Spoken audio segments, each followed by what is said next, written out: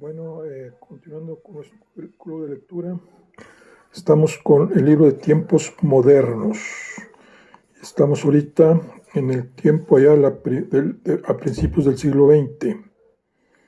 Estamos ahorita con Lenin y Trotsky.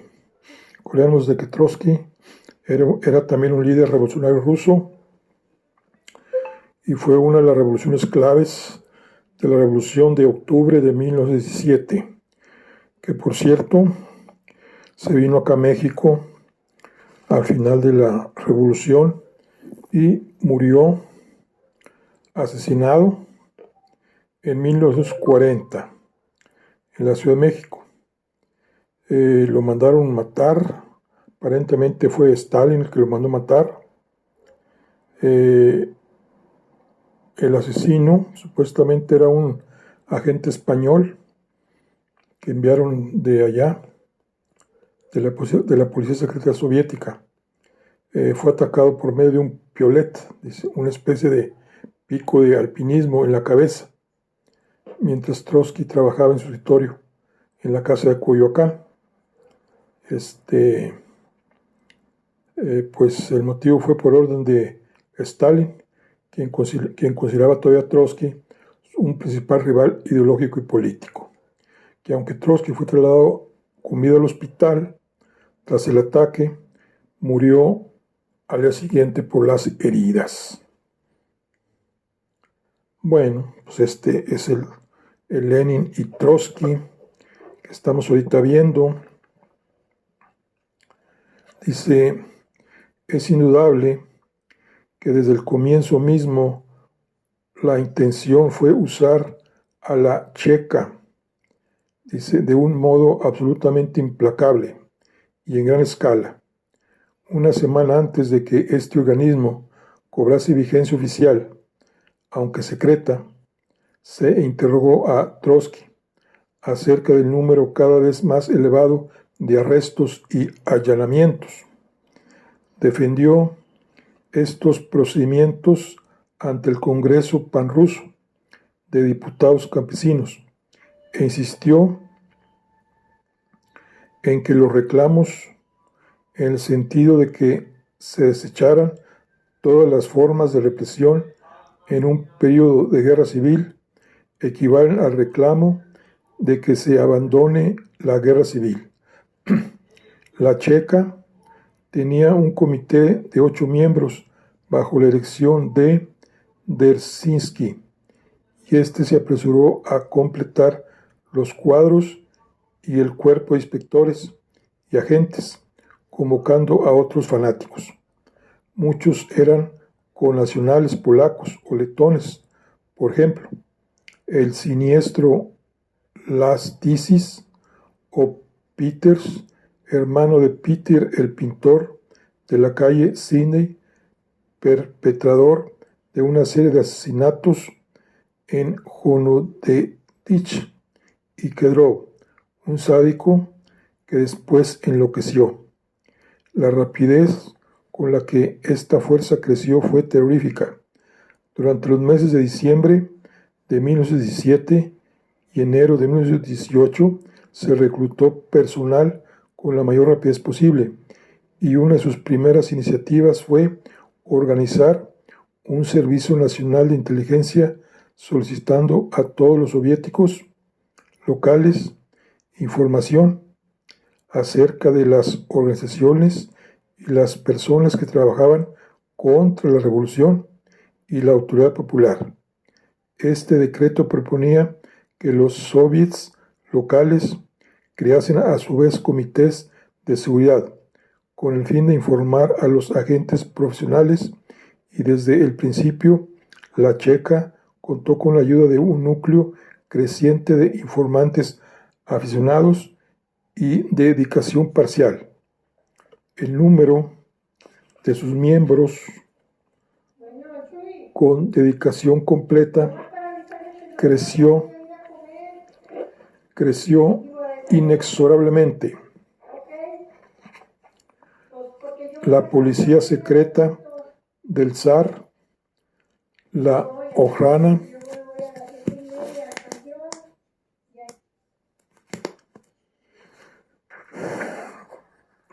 La policía secreta del zar, la Okhrana, había contado con 15.000 miembros, y esto la convertía en el organismo más numeroso de su tipo en el Viejo Mundo. En cambio, 3 años después de su creación, la Checa tenía una fuerza de 250.000 agentes de dedicación total. Sus actividades se desarrollaron en escala igualmente amplia, mientras los últimos zares habían ejecutado a un promedio de 17 personas por año por toda suerte de delitos. Hacia 1918 y 1919, la Checa promediaba 1.000 ejecuciones mensuales, solo por delitos políticos. Esta cifra no reflejaba ciertamente toda la realidad por una razón que se relaciona con el nervio mismo de la falta de equidad del sistema creado por Lenin. Casi inmediatamente después de la creación de la Checa, un decreto estableció un nuevo tipo de tribunal revolucionario para juzgar a los que organizan alzamientos contra la autoridad del gobierno obrero y campesino, que se le opone activamente o no, lo obedecen o que exhortan a otros a oponerse o desobedecer, y a los funcionarios civiles culpables de sabotaje u ocultamiento.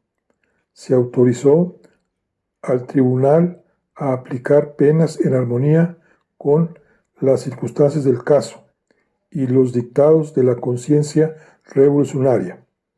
Este decreto señaló el fin del imperio del derecho en el nuevo estado de Lenin, que entonces tenía pocas semanas de existencia. Se superpuso parcialmente con el sistema de la Checa. Durante el régimen zarista, la Okhrana podía arrestar, pero después debía entregar al detenido a los tribunales, que lo juzgaban públicamente, como a todo el mundo, y los castigos eran aplicados por las autoridades civiles comunes. De acuerdo con el sistema de Lenin, la Checa controlaba los tribunales especiales, que se reunían secretamente y aplicaban sus veredictos, de modo que una vez que un hombre caía en manos de la Checa, su única salvaguardia estaba en los dictados de la conciencia revolucionaria. Como la Checa arrestaba, juzgaba, sentenciaba y castigaba a sus víctimas, nunca hubo constancias fidedignas de su número. Pocas semanas después de su creación, la Checa estaba administrando los primeros campos de concentración y trabajo forzado. Se originaron en un decreto de Somnarkom, que ordenaba que los burgueses de ambos sexos fueran detenidos y puestos a cavar trincheras defensivas en Petrogrado. Se organizaron campamentos para albergar y vigilarlos, y cuando se asignó a la Checa la supervisión del programa de trabajo forzado, sus campamentos comenzaron a proliferar en las afueras de la ciudad y también en las zonas rurales. Es decir, fue el núcleo de lo que habría de convertirse en el gigantesco archipiélago Gulag. Hacia fines de 1917, cuando Lenin ya llevaba en el poder solo 9 o 10 semanas, puede afirmarse que la Checa ya era un estado dentro del estado. Más aún, en relación con muchas actividades era el estado. Podemos desechar la idea de que sus orígenes y su crecimiento contrariaban la voluntad de Lenin. Todas las pruebas disponibles apuntaban en dirección contraria. Lenin redactó la totalidad de los decretos fundamentales y Dzerzhinsky fue siempre su criatura. Más todavía, Lenin infundió personalmente a la Checa el espíritu del terror y desde enero de 1918 en adelante exhortó constantemente a acechar las dudas y los sentimientos humanitarios de otros bolcheviques e incluso de muchos miembros del Sovnarkom. Cuando por razones de seguridad Lenin trasladó el gobierno de Petrogrado a Moscú y puso el Sovnarkom tras las murallas del Kremlin, indujo a Dzerzhinsky a organizar su propia estructura al margen del Sovnarkom.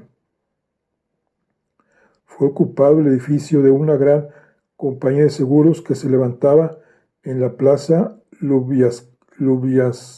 Lubyanka. Ahí se construyó una prisión interna destinada a los sospechosos políticos. A partir de este momento, la Checa fue un departamento oficial independiente subordinado directamente a Lenin. Esto no permitió que sus funcionarios abrigasen la menor duda acerca de lo que él deseaba. En enero de 1918, 3 meses antes de que comenzara la guerra civil, propuso fusilar en el acto a 1 de cada 10 personas a quienes se encontrase culpables de ociosidad. Una semana después, exhortó públicamente a la Checa: hasta que apliquemos el terror, fusilamiento en el acto, a los especuladores, nada conseguiremos. Pocas semanas después, reclamó el arresto y el fusilamiento de los que aceptaban soborno, los estafadores, etc. Las infracciones a los decretos, leyes, debían recibir el castigo más duro. El 22 de febrero autorizó una proclama de la Checa en la que se ordenaba a los soviets locales identificar, arrestar y fusilar de inmediato a una serie completa de enemigos, especuladores, etc. Completó este decreto general con sus propias instrucciones personales.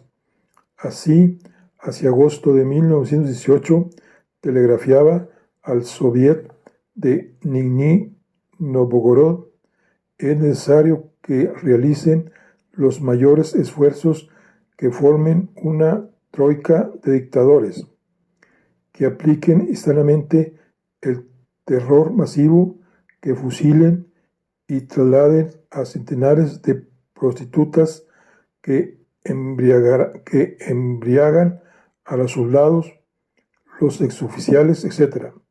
No debe perderse un minuto. Su ejemplo inspiró a otros. Al día siguiente, el periódico del ejército proclamó: sin compasión, sin perdonar a nadie, mataremos a los enemigos por decenas y centenares, incluso por millares, y que se ahoguen en su propia sangre. Que fluya la sangre de los burgueses. Las exhortaciones de Lenin tuvieron resultado. Durante los 6 primeros meses de 1918, la Checa ejecutó, de acuerdo con sus cifras oficiales, a solo 22 prisioneros. Durante la segunda mitad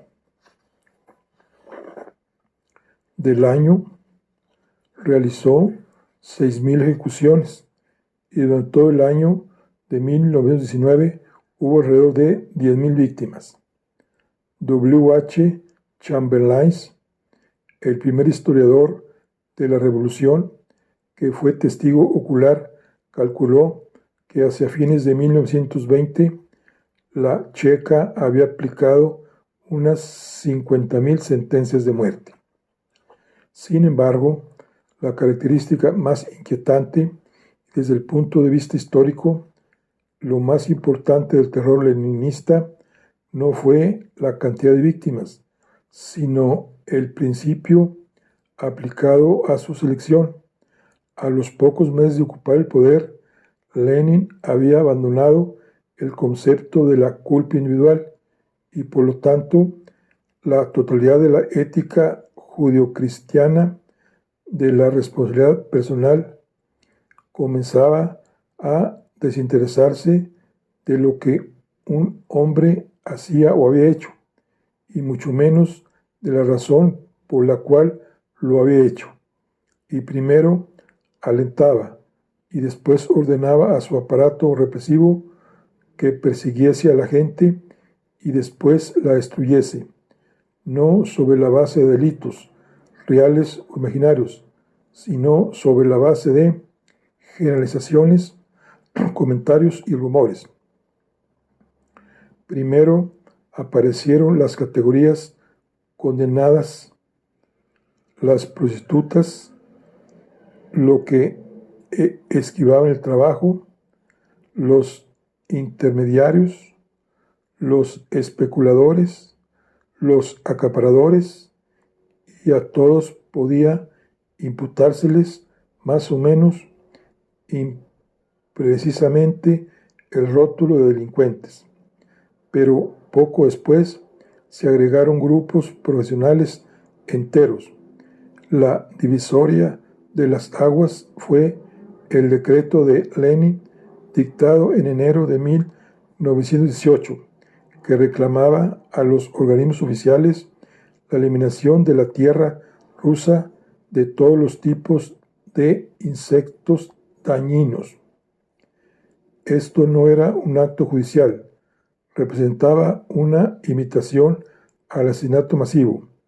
Muchos años más tarde, Alexander Solzhenitsyn hizo una lista con algunos grupos que así se vieron condenados a la destrucción como insectos.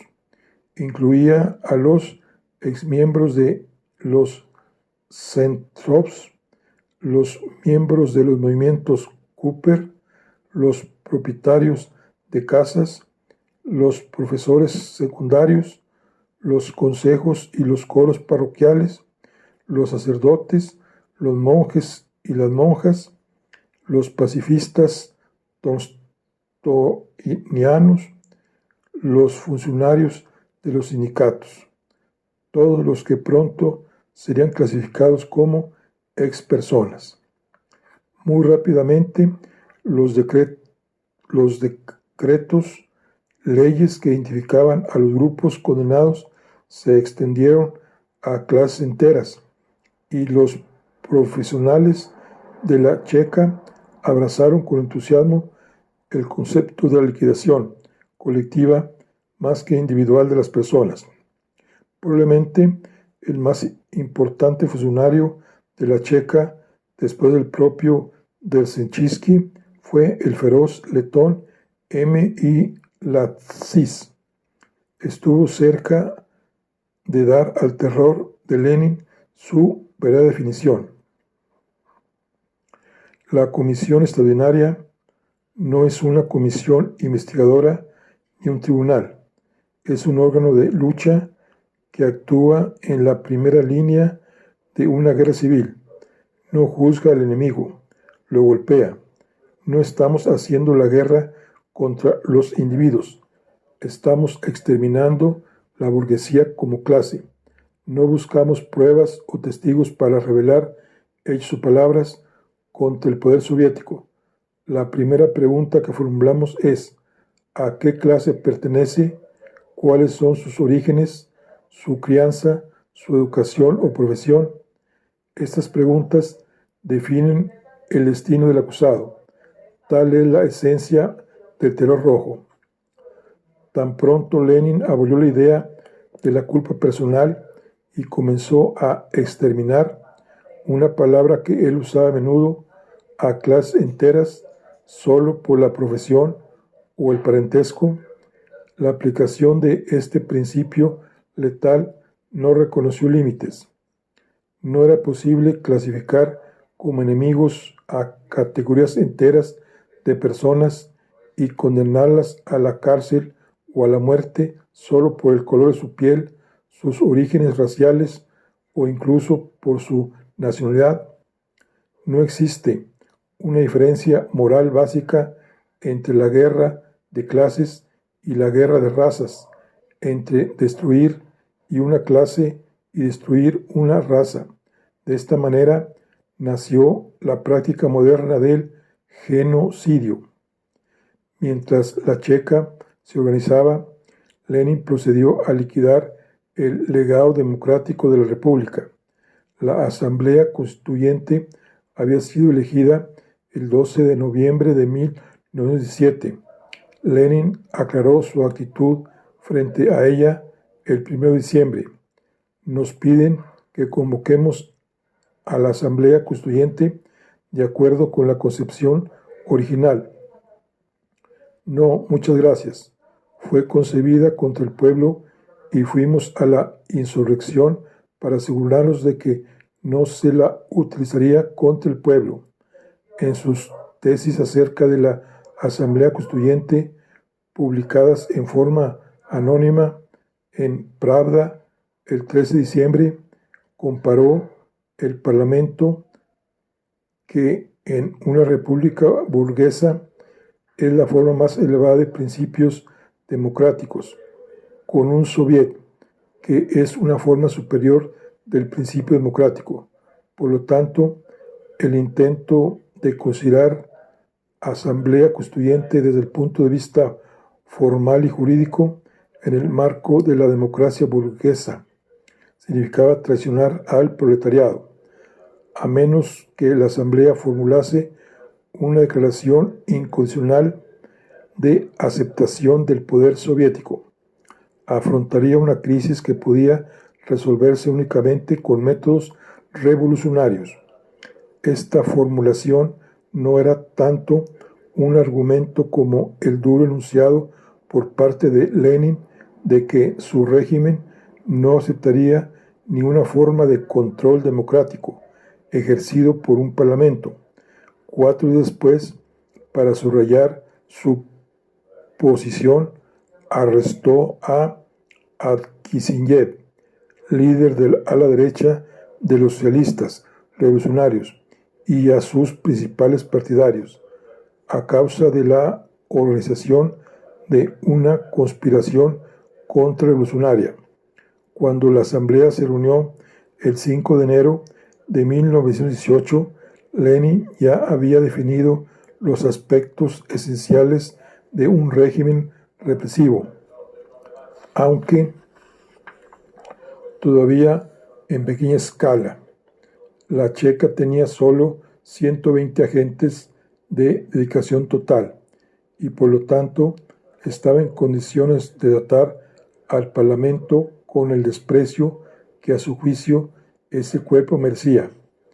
Lenin no había comparecido, pero había redactado hasta la última línea del libreto. El edificio estaba protegido por los marineros del Báltico, el más extremista de los núcleos armados que apoyaban a Lenin.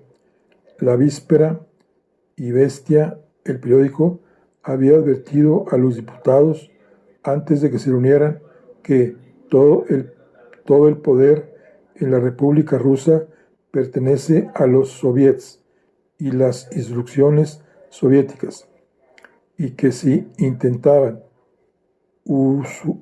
usurpar alguna función del poder estatal, serían tratados como contrarrevolucionarios y aplastados por todos los medios que estaban a disposición del poder soviético, incluso el uso de la Fuerza Armada. Apenas se reunieron los diputados, el secuaz de Lenin, es decir, Severdolov, simplemente apartó de la tribuna al miembro más anciano, el mismo que, de acuerdo con una tradición rusa, debía inaugurar las sesiones, y se hizo cargo del asunto. Siguió un prolongado debate que culminó en una votación después de medianoche.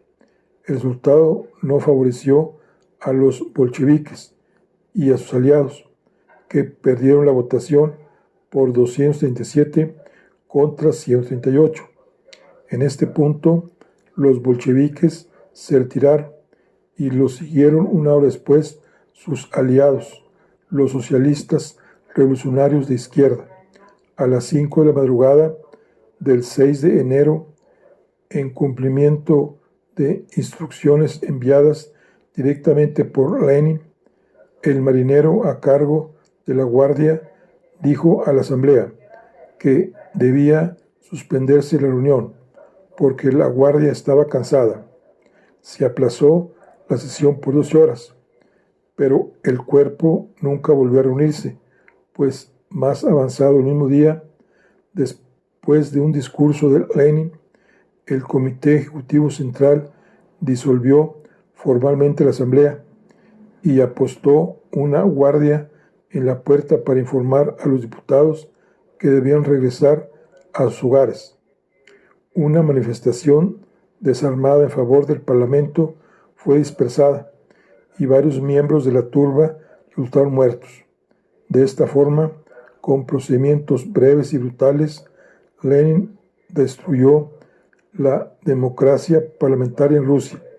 3 días más tarde, en el mismo edificio y con la presidencia de Severdolov, los soviets ratificaron las decisiones del régimen.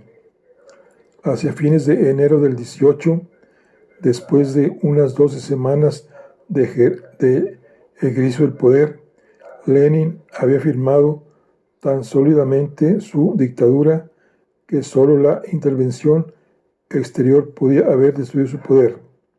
Por supuesto, en esta época los alemanes estaban en condiciones de eliminarlo sin dificultad. Avanzaban deprisa en todos los frentes y afrontaban escasa oposición, pero el 3 de marzo Lenin firmó las condiciones de paz que se le imponían después de disuadir a Trotsky y a otros colegas que deseaban aplicar una línea de ni paz ni guerra, hasta que estallase la revolución de los trabajadores alemanes.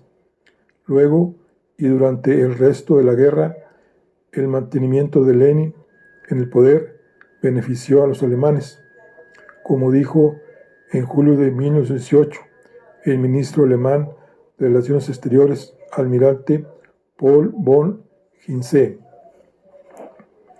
Los bolcheviques son la mejor arma para mantener el caos en Rusia, lo que permite que Alemania se apodere del mayor número posible de provincias del ex imperio ruso y gobierne el resto mediante controles económicos. Por razones iguales y contrarias, los aliados deseaban derrocar a Lenin y reintegrar a Rusia a la guerra, pero era evidente que Lenin acertaba cuando intentaba llegar a un acuerdo con los alemanes, cuya amenaza para él era próxima e inmediata, más que con los aliados, que estaban lejos y no tenían metas unificadas. Ya el 14 de diciembre de 1907, el gabinete de guerra británico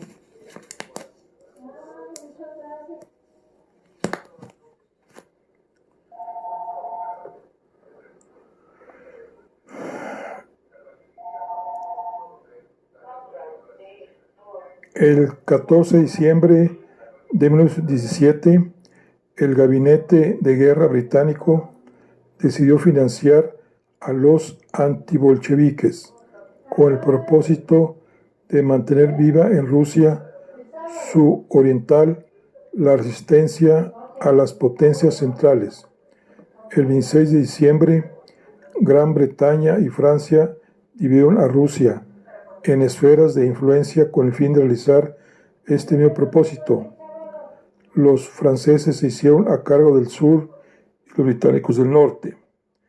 En marzo de 1918, Las primeras tropas británicas fueron a Arcángel y Murmansk, inicialmente, con el objetivo de proteger los depósitos británicos y material bélico que estaban ahí. Después del armisticio con Alemania, los aliados continuaron interviniendo, pues Lenin había firmado una paz por separado con el enemigo. En determinado momento, Winston Churchill abrigó la esperanza de convencer al Consejo de los 10 en París para que declarasen formalmente la guerra al régimen bolchevique. A finales de 1918 había 180,000 soldados aliados en territorio ruso, británico, francés, norteamericanos, japoneses, italianos y griegos, además de contingentes serbios y checos, más 300,000 rusos de distintas fuerzas antibolcheviques, apoyadas por el dinero, las armas y los consejeros técnicos de los aliados. Cabe preguntarse, en vista del apoyo popular tenue, casi inexistente, de que Lenin gozaba en Rusia, cómo se les arregló un régimen para sobrevivir. La respuesta más breve es que a fines del verano y principios del otoño de 1919, el régimen estaba casi extinguido. No hubo absolutamente nada inevitable acerca de su perduración. Una serie de factores muy distintos lo favoreció.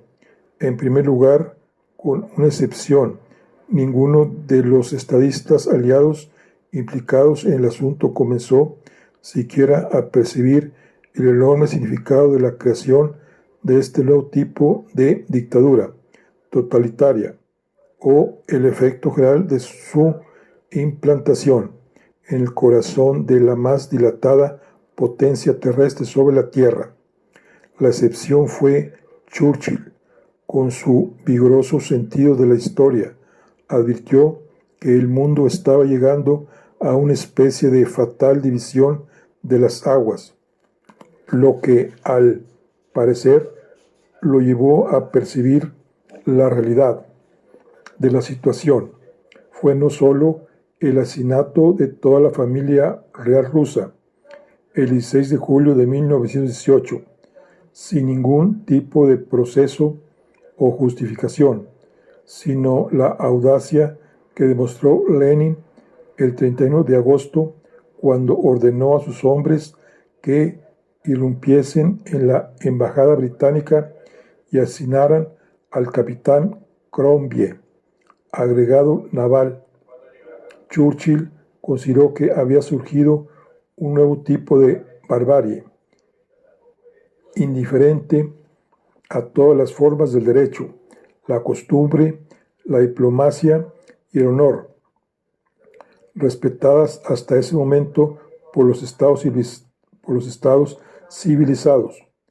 Dijo al gabinete que era necesario capturar y ahorcar a Lenin y a Trotsky, en tanto son el objeto sobre el que debe recaer la justicia por mucho tiempo que ello demande, y con el fin de que sientan que su castigo ha llegado a ser un objetivo importante de la política británica.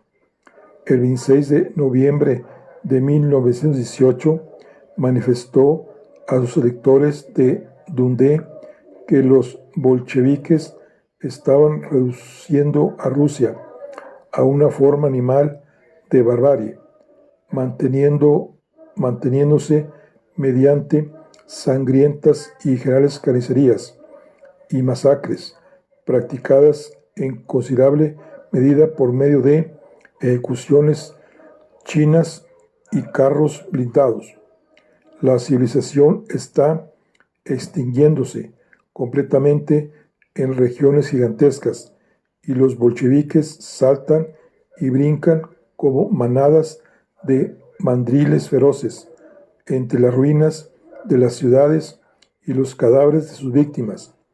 De todas las tiranías de la historia, observó el 11 de abril de 1919, la bolchevique es la peor, la más destructiva, la más degradante. Las atrocidades de Lenin eran incomparablemente más repulsivas, en más amplia escala y más numerosas que todas las que había cometido el Kaiser. Sus comentarios privados a los colegas mostraban la misma vehemencia.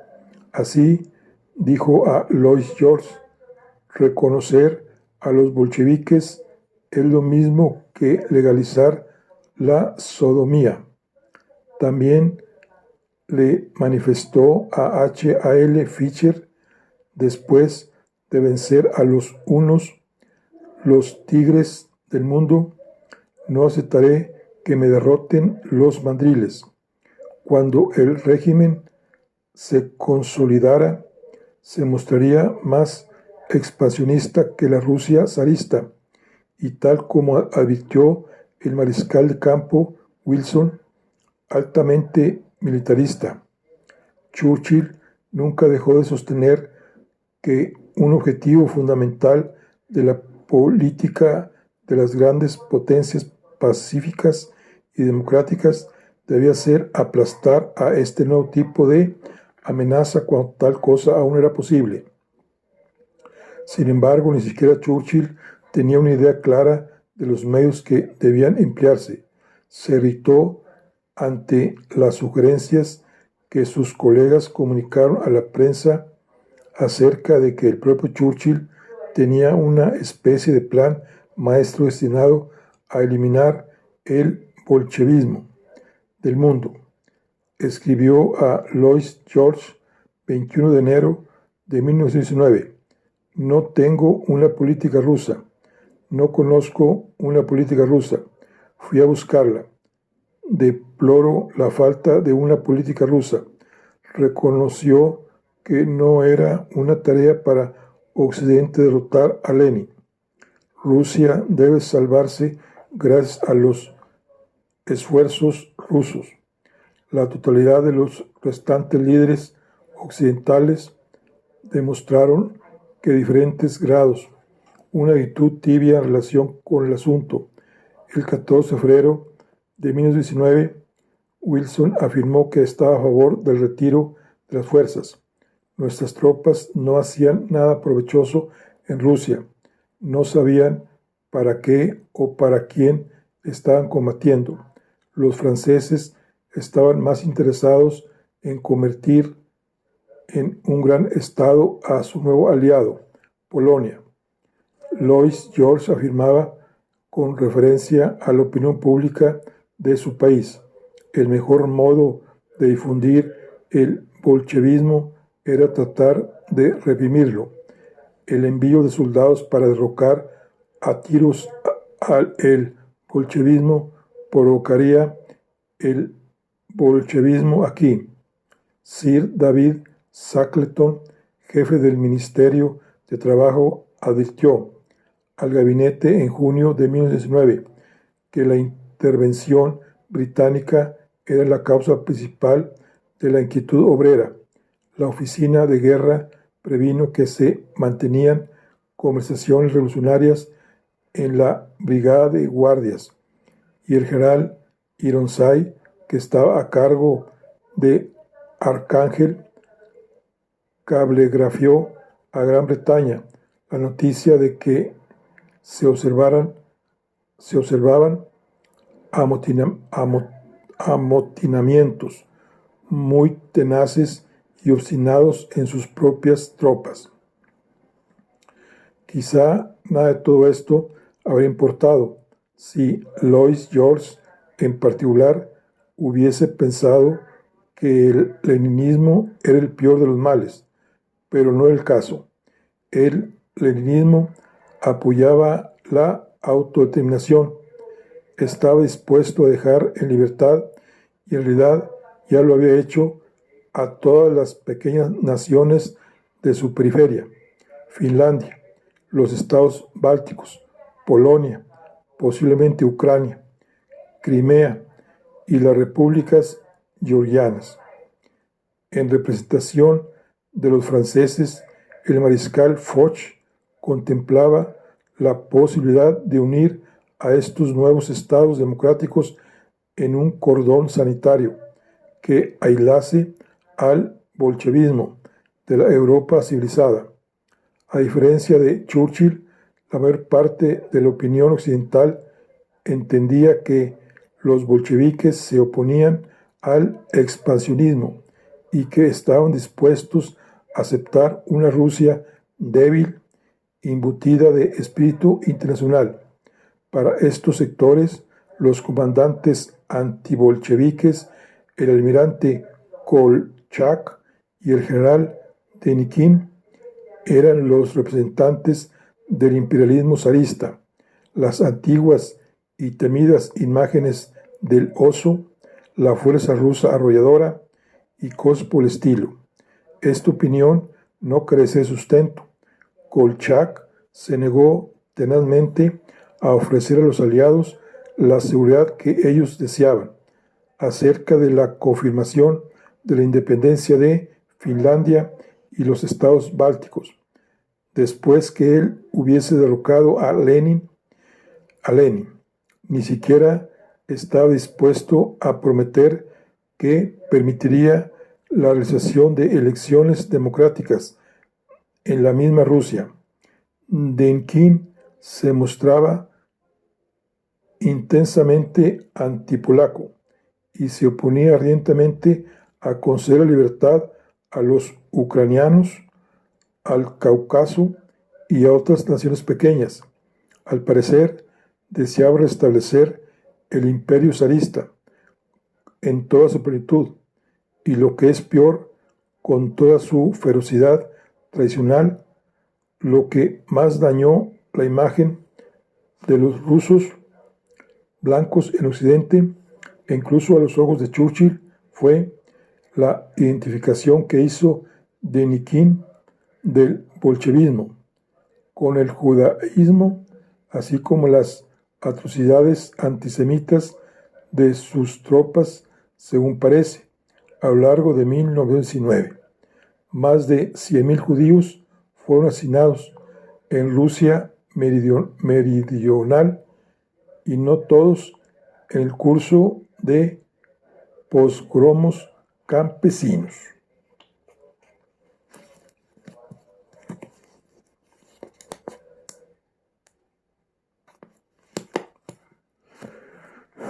De hecho, los comandantes antibolcheviques nunca se entendieron bien con los aliados ni con las nacionalidades oprimidas.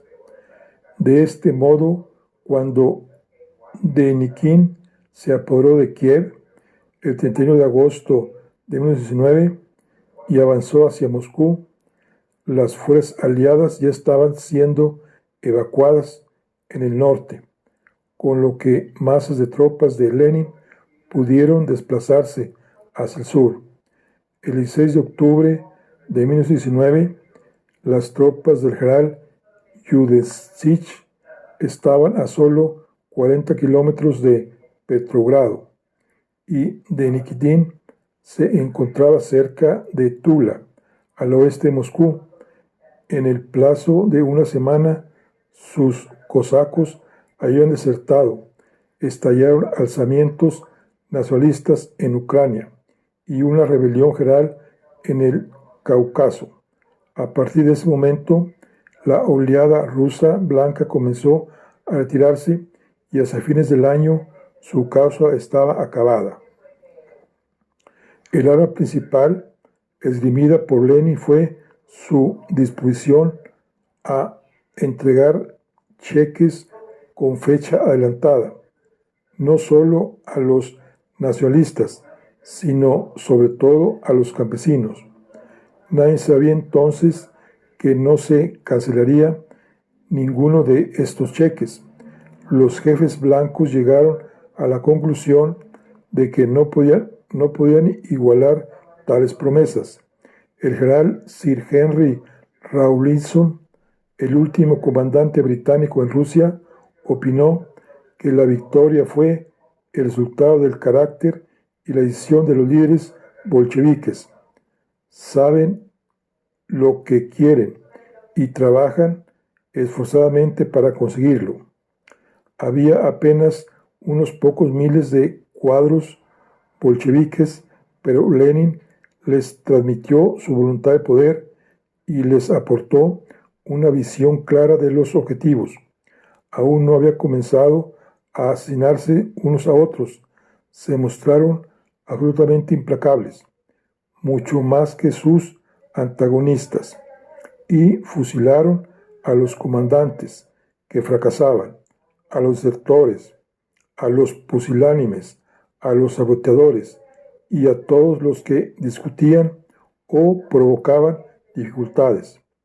Es doloroso destacarlo, pero esa ferocidad casi siempre había obtenido resultados con los grandes rusos y, por supuesto, la mayor parte del pueblo que habitaba los territorios detrás de las líneas estaban formados por grandes rusos. Los elementos realmente intransigentes, las minorías y las nacionalidades raciales estaban todos tras las líneas de los blancos, que se sentían incapaces de forzarlos a realizar concesiones. La conjunción fue fatal.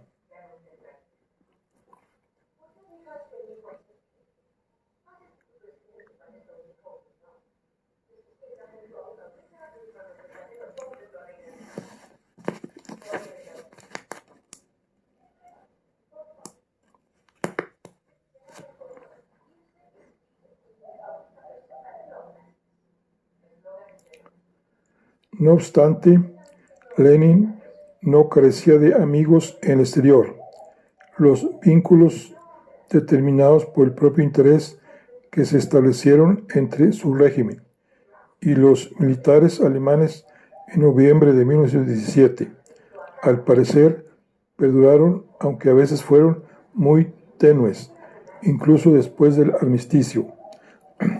Los oficiales militares británicos que asesoraban a Denikin y a otros comandantes británicos mencionan a menudo la ayuda militar alemana a los bolcheviques.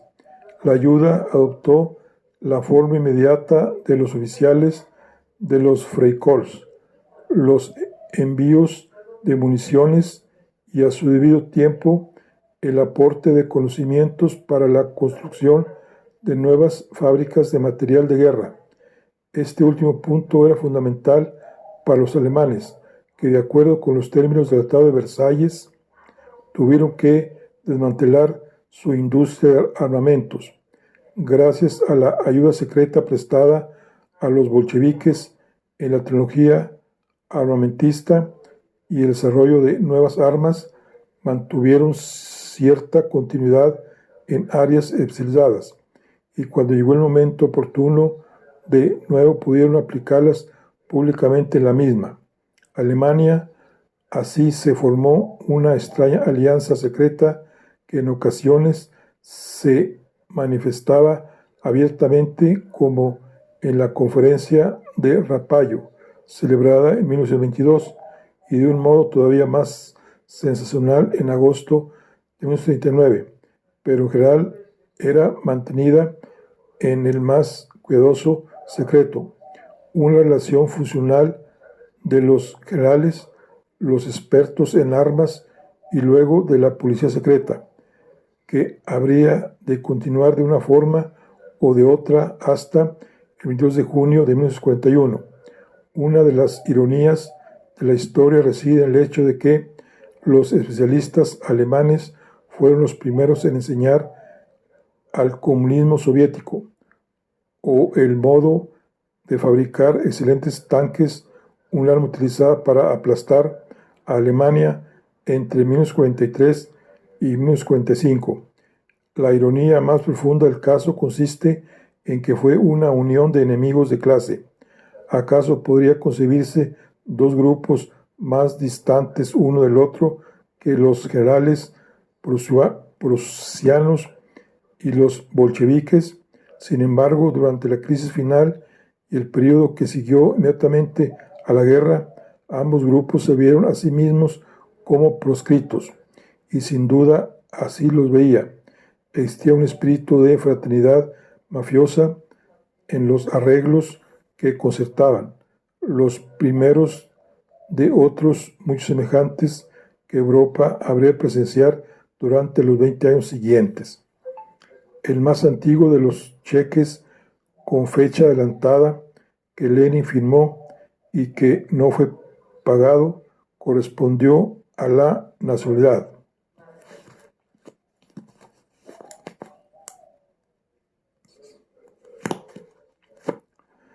El más antiguo de los cheques con fecha adelantada que Lenin firmó y que no fue pagado correspondió a las nacionalidades.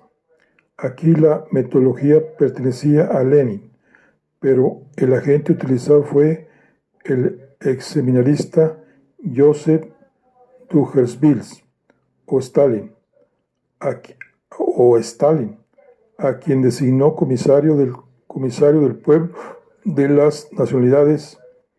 A lo largo de su carrera, Lenin demostró un genio brillante, aunque siniestro, para conferir a las palabras y las frases sentidos especiales que convenían a sus propósitos especiales, una cualidad que en muchas formas llegaría a ser lamentablemente conocida durante el siglo XX, así como para Lenin un parlamento al que no podía controlar era la democracia burguesa, y en cambio un soviet al que podía controlar era la democracia proletariada.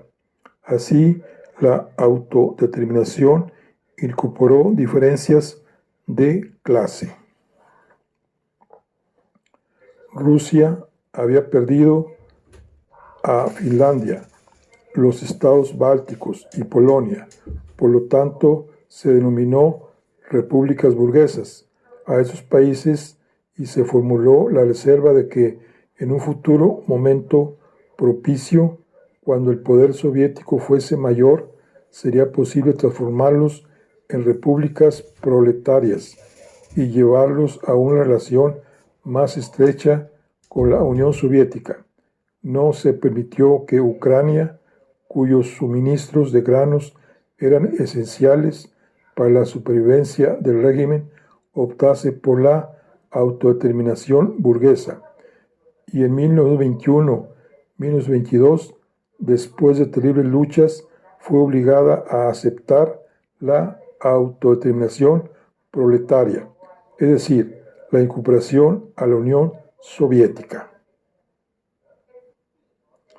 Stalin aplicó esta técnica al Cáucaso y al Asia rusa en todos los lugares donde el poder militar bolchevique lo permitió. Si la autodeterminación levantaba la cabeza, se la tachaba de burguesa y se la destruía, como dijo el mismo Stalin. Esos movimientos separatistas eran sencillamente intentos de disfrazar con un ropaje nacional la lucha contra el poder de las masas trabajadoras. La autodeterminación era el derecho no de la burguesía, sino de las masas trabajadoras, y debía usarlo únicamente como un instrumento de la lucha por el socialismo. En realidad, la autodeterminación proletariada no podía manifestarse hasta que se hubiesen formado los soviets u otros organismos proletariados auténticos. En ese momento, cada nacionalidad podía ejercer su derecho. A través del Narkomans, Stalin creó un sistema para instalar en cada nacionalidad funcionarios cuya fidelidad al partido era más firme que la relación con el medio local, un método que sus delegados Peskovsky describió después como el apoyo de la antigua tradición de rustificación. Cuando después de la derrota de Nikitin se formó un nuevo Consejo de las Nacionalidades, este fue sencillamente el portavoz de la política de Narkomats y sirvió para inducir a los soviets locales y a los cuerpos representativos a renunciar al derecho de separarse a favor del derecho de unirse. Otro ejemplo de la habilidad verbal de Lenin. Bueno, aquí concluimos la charla de hoy. Nos vemos en la siguiente. Hasta luego.